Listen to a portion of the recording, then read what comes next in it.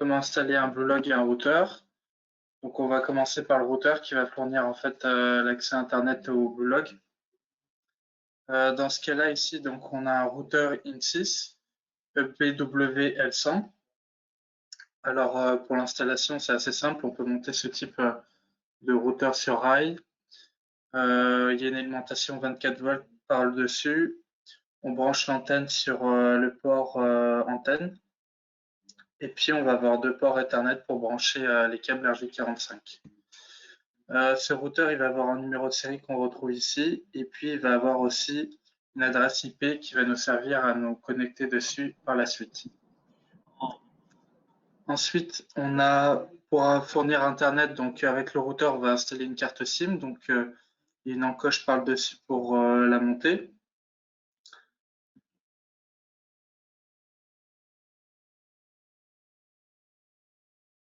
Ensuite, on a aussi le routeur IN6, donc le SCR L200. Donc on va retrouver grosso modo les mêmes choses. Un bornier d'alimentation, encore un bornier d'alimentation, par le haut une carte SIM, le numéro de série de l'appareil, le numéro, enfin l'adresse IP de l'appareil et deux ports Ethernet pour se connecter dessus. Donc on a vu que le routeur avait une adresse IP par défaut, donc avec un navigateur à jour, on peut se connecter dessus.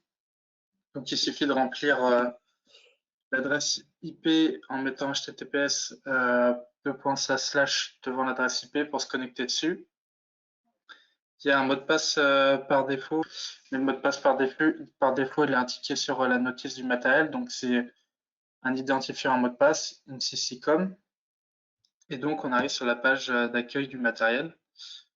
Donc là j'ai déjà configuré pour l'installation, on va faire comme s'il était vierge.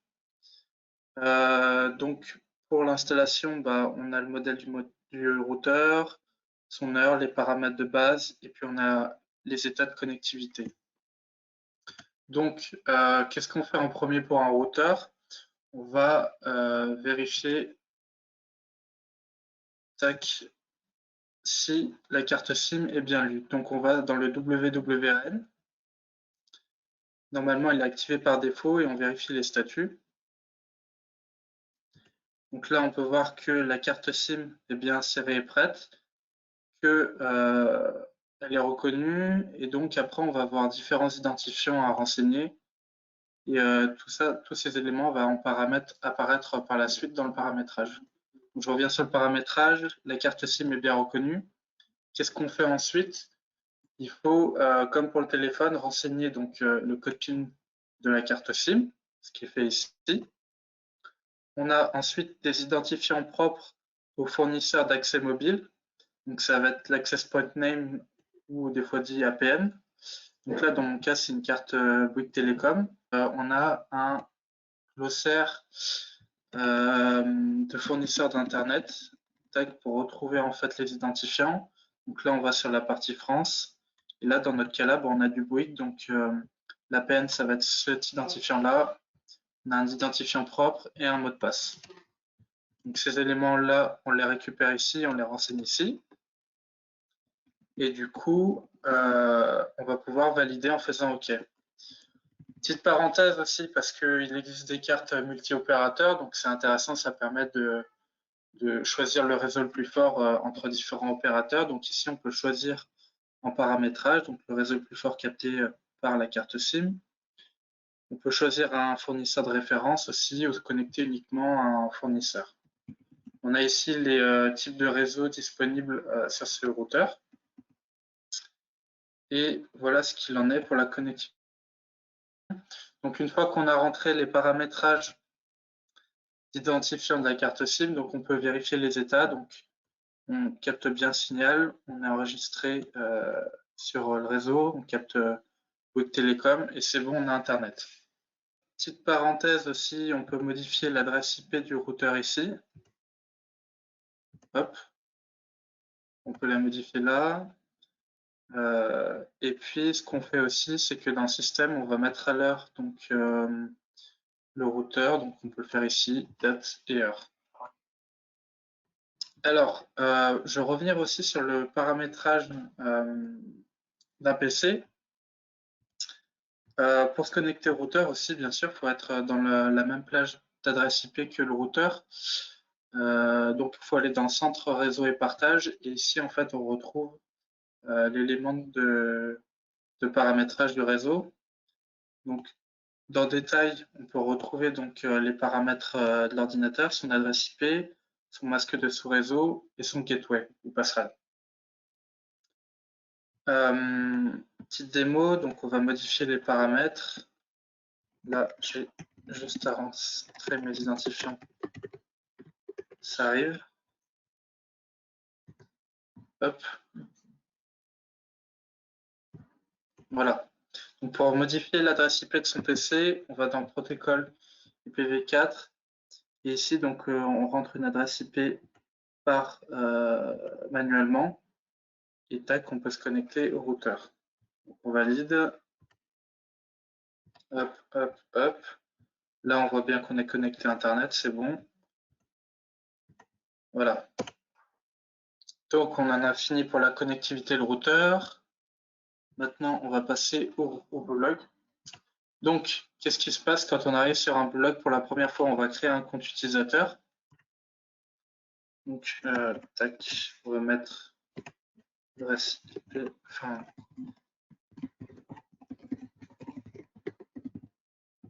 tac.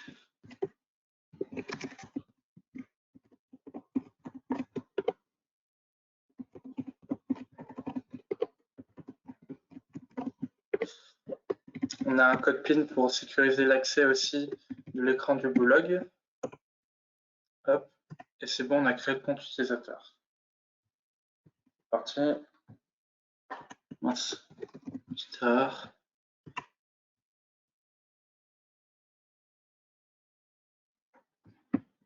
Voilà. Donc la première page d'accueil, on demande si on veut utiliser l'assistant d'installation. Et puis aussi, il est très important d'activer l'accès au service assistance qui nous permet du coup au service technique, au support technique plutôt de pouvoir vous porter assistance. Tac, donc on va aller dans l'assistant. Donc on a des paramètres assez simplifiés. Dans ce cas-là, on peut vérifier la mise à jour. S'il y en a une, bah, le mieux c'est de la faire. Ensuite, on va pouvoir mettre à l'heure le bloc. Donc là, on sélectionne la France. Hop, on enregistre. Ensuite, les paramètres réseau, de manière standard, ils sont en DHCP automatique et DNS automatique. Donc ça permet au blog de se connecter automatiquement au réseau du routeur. Donc ça doit convenir normalement en première installation. Donc là, par exemple, on voit que l'adresse IP assignée, elle est en 219 à la fin, et on retrouve l'adresse IP du routeur. C'est possible, bien sûr, de passer tout ça en manuel. Hop, et modifier les paramètres d'adresse IP, passerelle, masque de sous-réseau. Je ne le ferai pas pour l'essai, mais c'est possible. Ensuite, dans appareil, donc là, ça devient intéressant. Donc, on a différents types d'appareils sur lesquels on peut scanner. Donc, on va prendre un onduleur, par exemple. On va prendre un onduleur delta. Hop. On va choisir donc le modèle de l'onduleur. Et là, donc, interface, ça va correspondre aux différents types de raccordements qu'on peut avoir sur le blog. Je vais prendre un autre exemple parce qu'on a aussi le raccordement en Ethernet. Donc, on a deux types de connexions aux onduleurs. On a RS485 et Ethernet. Donc, RS485, pourquoi il y en a deux? C'est parce qu'on a deux ports disponibles sur Bluelog. Les onduleurs, ils vont avoir une adresse de bus. Donc, il faudra déterminer les adresses des onduleurs pour pouvoir les scanner. Ils vont avoir un débit, donc une vitesse de transmission. Et puis, ils vont avoir des paramètres spécifiques aussi de communication. Donc ça, c'est pour le RS485. Et pour l'Ethernet, c'est un peu plus simple. On a simplement à renseigner l'adresse IP de l'appareil. Et après, tac, on peut lancer le scan. On passera à notre blog après qu'il y aura des onduleurs, mais une fois qu'on a scanné en fait l'appareil, on le retrouve juste en dessous. Pareil pour capteur. Capteur, on va prendre un capteur météo contrôle. Donc on a toute une liste d'appareils en analogique, 420 milli, 0,10 volts, PT1000 ou Modbus. On a les compteurs, etc., etc. Statut DI interne, en fait, ça va être des états, donc des contacts secs ou contacts numériques qu'on peut reporter sur le Bluelog pour faire des alarmes. Donc, par exemple, on peut utiliser une des entrées du Bluelog pour mettre un état de batterie, une alarme incendie, etc. DI externe, c'est sur le même principe, mais sur un autre appareil. Pour l'exemple, par exemple, on peut prendre un Vago, donc c'est un coupleur de bus et dessus on peut rajouter un certain nombre d'entrées numériques. On a les sorties numériques aussi qui sont intéressantes maintenant, qui nous permettent de piloter des équipements manuellement.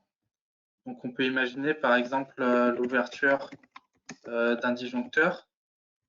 Tac. On va assigner donc l'entrée sur laquelle on va avoir le pilotage. Donc là on va prendre l'entrée 1. Ça, c'est un paramétrage propre qui va dépendre du raccordement du relais. Je reviendrai dessus juste après. Et après, on a différents types d'activation. Donc, manuel, c'est simplement un on-off par l'utilisateur. SCADA, c'est pour permettre à un SCADA de récupérer l'état. Entrée numérique, donc en fait, il y a un système externe qui va, via une entrée du Bluelog, activer la sortie. Donc, ça peut s'apparenter à de l'acquittement, par exemple. Et on peut faire aussi une impulsion et on gère la durée de l'impulsion. Donc là, par exemple, on va faire une impulsion.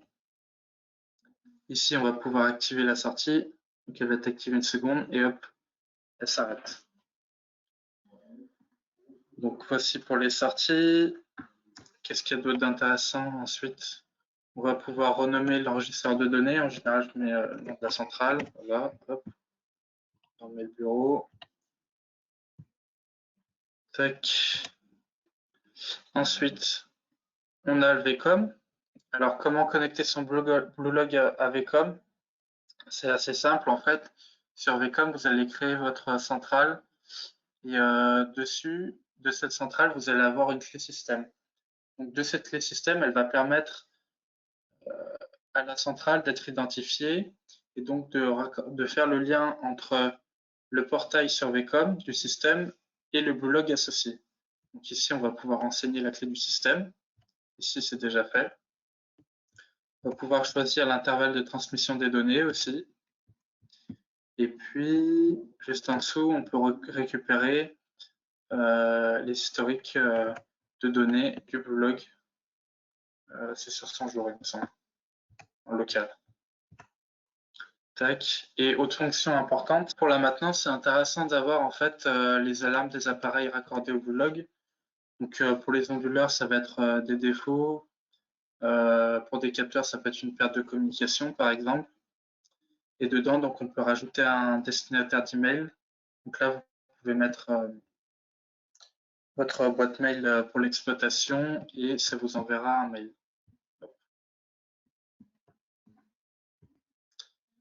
Et en récapitulatif, il n'y a pas grand-chose qui est paramétré sur celui-là, donc on va passer à notre Bluelog. Hop, donc je réactualise juste. De retour sur un Bluelog. Donc voici à quoi ressemble le cockpit quand tout est paramétré. Donc dans ce cas-là, là on n'a aucune puissance affichée, mais on a des onduleurs, on a un capteur accordé et puis des états. On peut retrouver les informations générales de connectivité. On peut aller dans la partie graphique et on peut analyser notamment les courbes de production des onduleurs avec puissance AC par journée. Aujourd'hui, on n'a rien sur ce modèle. Là, voilà, 11 octobre. Donc là, on peut récupérer en fait les courbes moyennées minutes des onduleurs avec leur puissance par appareil. Et c'est le même principe pour tout ce qui sera raccordé comme appareil. Donc on peut faire pareil pour les capteurs, pour les compteurs, etc. On peut faire aussi du temps réel. On va prendre un capteur pour l'exemple. On peut afficher en temps réel les radiations et la température de l'appareil. Ce qui est important aussi pour la maintenance, c'est de regarder le journal et de voir s'il y a des événements, notamment des défauts qui peuvent apparaître ici. Et puis aussi au niveau des alarmes et statuts. Donc ici, on va voir par exemple des défauts. Là, par exemple, là, j'ai un défaut de communication avec les onduleurs, donc on arrive à récupérer ces états-là dans la partie alarme statut.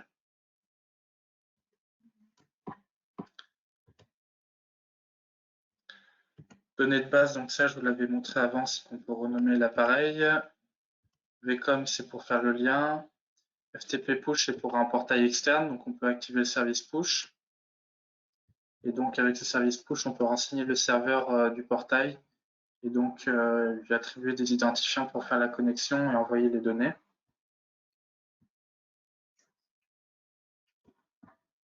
Ensuite, SCADA, c'est pour permettre à un appareil de récupérer les données du Bluelog.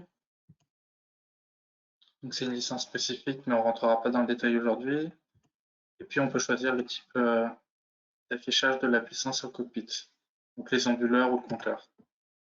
Régulation de puissance. On ne va pas rentrer dans le détail aujourd'hui, mais on va avoir des informations générales à partir du compteur et des onduleurs. Donc à gauche, en fait, ça va être le type de fonctionnement des Bluelog. Donc on a deux gammes d'appareils. On a les Bluelog XC qui font la gestion de puissance et les Bluelog XM qui font le monitoring, donc récupérer les données des appareils sur site, comme les capteurs. Et donc, quand on a un Bluelog XC et un Bluelog XM, il va y avoir une relation maître-esclave. Donc, le XC sera toujours maître, le Bluelog XM sera toujours esclave. Ici, je n'ai pas d'autres Bluelog, mais juste en dessous, on va voir apparaître le lien entre les appareils entre eux. Ensuite, on peut renseigner la puissance de l'installation, la tension de raccordement au point d'injection, la puissance apparente et la fréquence du réseau. Et ce qui est intéressant aussi après mise en service maintenant, c'est qu'on peut créer un rapport. Et de ce rapport, en fait, on va récupérer les paramétrages de la gestion de puissance. Mais on ne rentrera pas plus en détail aujourd'hui. Appareil, donc c'est ce qu'on a retrouvé au début en récapitulatif. Donc là, on retrouve tout ça là. Ici, par exemple, donc on a déjà des capteurs, des onduleurs scannés. Donc on les retrouve ici sous forme de liste. Donc on a la nomination de l'appareil, où il est raccordé, son adresse, quel est le modèle. Donc là, on a différents modèles. Le numéro de série, le firmware. Et tout ça, on peut éditer aussi le nom de l'appareil. Donc là, Angular 1 tout simplement. Ce qui est intéressant, si peut-être on peut le faire là, hop, on peut sélectionner un appareil ou tous les appareils. Et ensuite, pour les onduleurs, on a une fonction fast stop.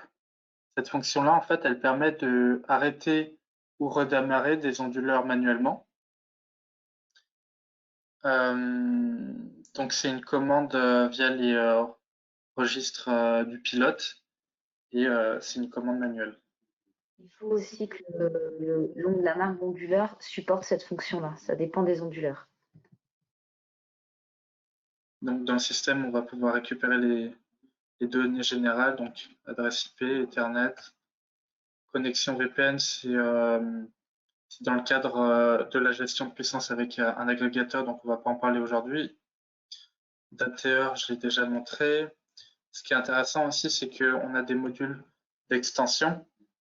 Donc on a deux types de modules d'extension. On a des modules avec des entrées-sorties, donc IO comme celui-là, ou on a des modules d'extension pour du RS485. Donc en fait, ces modules-là, ils peuvent se plugger sur le côté du Bluelog.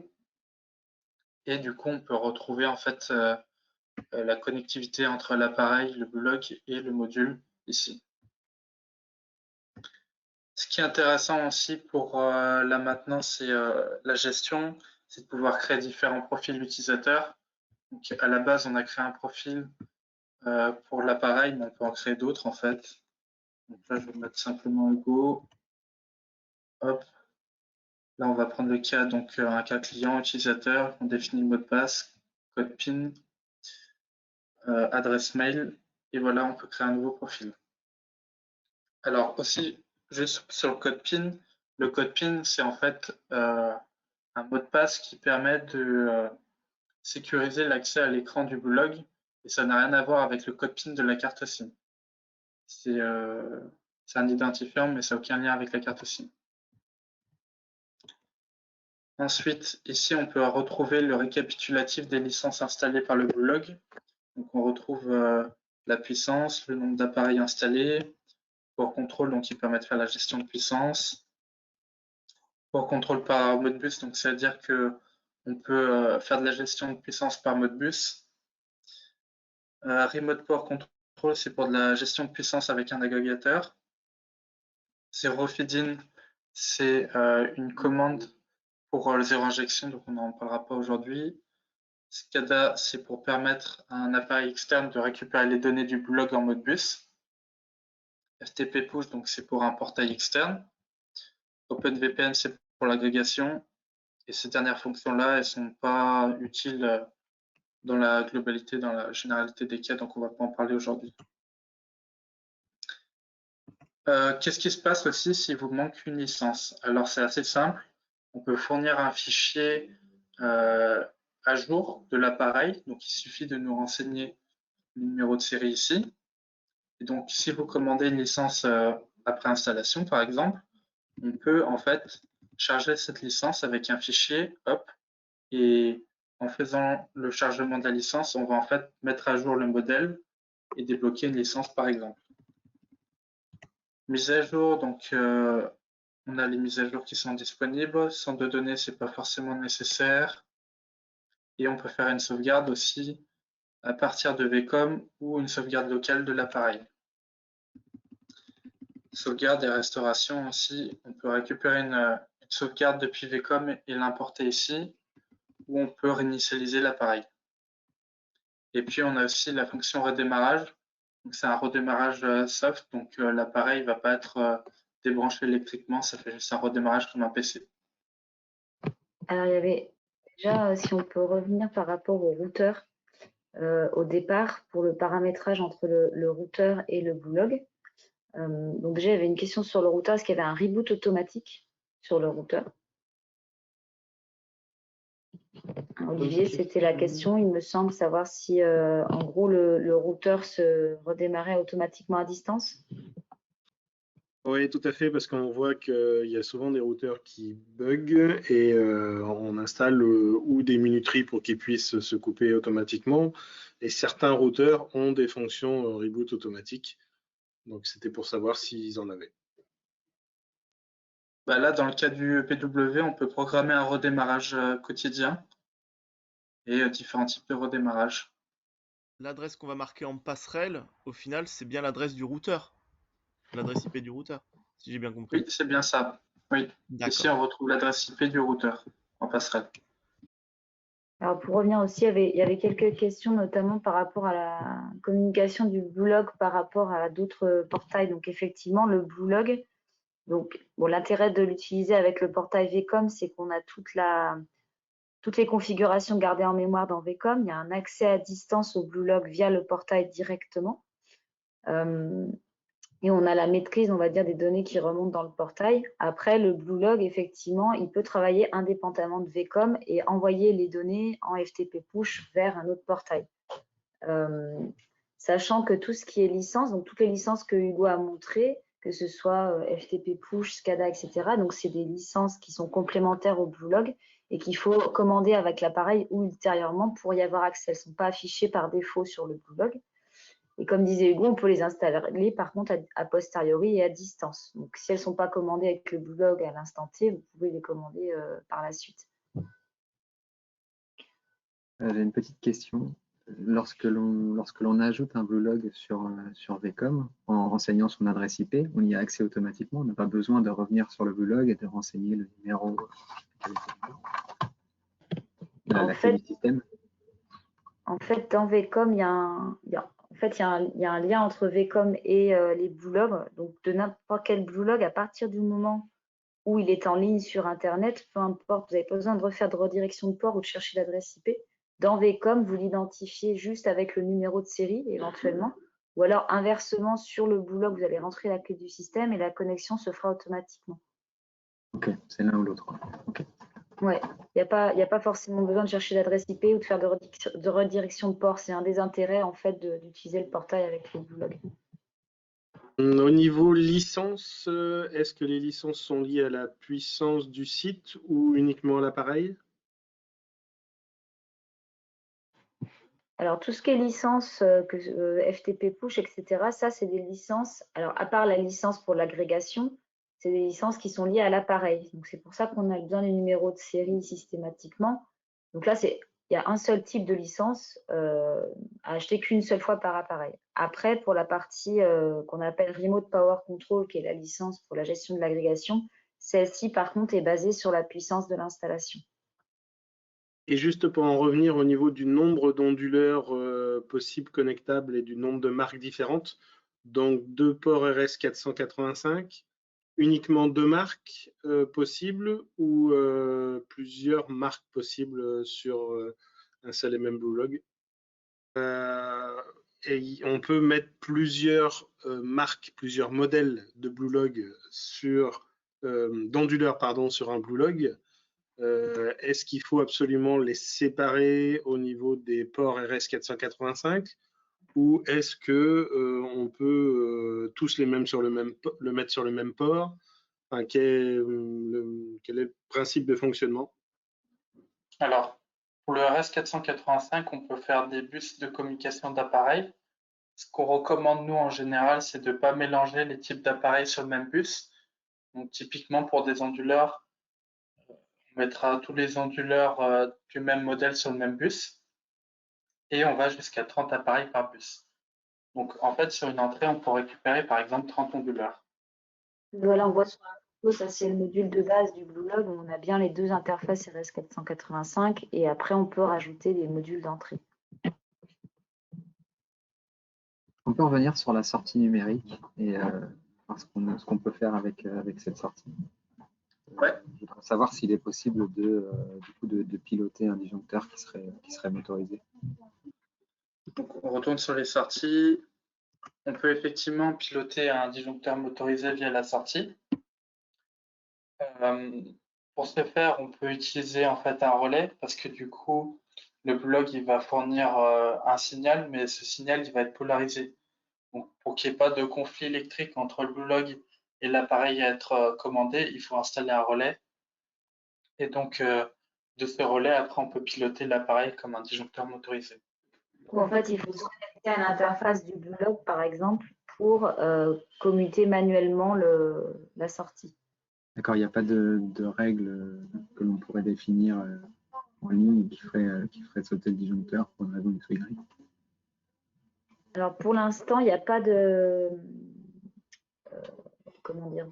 possibilité de programmation, par exemple, de mettre des conditions pour le déclenchement de la sortie. Peut-être que ça viendra à un moment donné. Mais actuellement, l'idée, c'était d'avoir cette solution pour notamment pouvoir disjoncter à distance le système. Et du coup, ça se fait uniquement par un bouton manuel ou éventuellement par un système externe en TCP/IP par l'interface SCADA où ça envoie le découplage, par exemple, sur la sortie. Mais il y a effectivement la possibilité de programmer une condition, on va dire. Voilà. Je vais revenir un petit peu sur l'exemple là de piloter le disjoncteur. Ce qu'on peut avoir en applicatif, c'est en fait de récupérer les états du poste, donc des alarmes, des positions de disjoncteur, etc. Et donc, à partir de ces états-là, en fait, pouvoir réarmer la centrale à distance avec ses commandes manuellement. On peut gérer également les afficheurs externes. Alors, les afficheurs, ça dépend lesquels. Il y a par exemple les Cybert. On peut communiquer avec les Cybert via les entrées numériques du Bluelog. Si par exemple c'est des SolarFox, c'est un peu différent. On a une API directement dans le portail Vcom. Par contre, il n'y a pas de connexion entre le Bluelog et l'afficheur. Ce sera directement via le portail. On n'a pas de pilote SolarFox et Cybert, effectivement, il faut bien. Alors, j'ai ces deux exemples-là, il y a peut-être d'autres marques, hein, mais c'est ceux qu'on revoit le plus souvent quand même. Et sur Cybert, la communication, il faut bien préciser en amont à l'achat de l'afficheur pour une communication par impulsion et pas en Ethernet ou RS485, mais en général, ils connaissent bien nos produits. Il faut juste bien leur préciser à quoi ce sera raccordé et ils seront en mesure de vous renseigner normalement. Et juste dernière question, ce n'est pas vraiment le sujet, mais pour la partie OpenVPN, ça veut dire quoi? Ça veut dire que les agrégateurs, ils utilisent cette entrée-là pour pouvoir se connecter au Bluelog sans passer par Vcom? Alors, les agrégateurs, en fait, oui, ils ne passent pas du tout par Vcom pour l'instant. Donc, en fait, il y a deux choses pour les agrégateurs. Il y a ce qu'on appelle la licence Remote Power Control. Donc, ça, c'est une table d'échange Modbus TCP/IP qui, du coup, va être l'interface pour l'agrégateur pour envoyer ses consignes en pourcentage à la centrale, donc passer à 0, par exemple. Et ça, après, ça va dépendre des agrégateurs. Soit ils passent par effectivement l'OpenVPN, donc il y a un client VPN intégré au Bluelog par une licence. Soit ça peut passer, et ça dépend vraiment des agrégateurs. Il y a des fois, ça passe par leur système. Des fois, ils ont un boîtier en local. Donc là, ça va être uniquement une connexion en TCP en local, sans passer par l'OpenVPN. Donc ça dépend des agrégateurs. Mais de manière générale, ça passe par l'OpenVPN et cette table d'échange TCP. Ça ne passe pas par le portail Vcom. Ok, et quand on le met en place, nous, pour nos agrégateurs, il y a moyen qu'on réutilise cette OpenVPN pour accéder au Bluelog?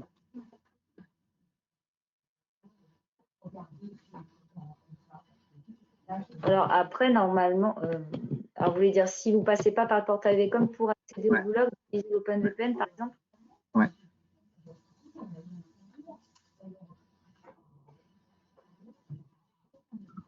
En fait, si vous prenez l'OpenVPN sur le Bluelog, je pense que vous aurez accès, mais qu'au Bluelog du coup. Bon, déjà, c'est pas mal. Oui. Mais si vous avez Vcom, normalement, vous passez par Vcom, normalement, pas forcément par cette licence-là. Ce n'était pas l'objectif de base, mais je pense que ça doit pouvoir être utilisé comme accès, mais sur le Bluelog uniquement. Ok.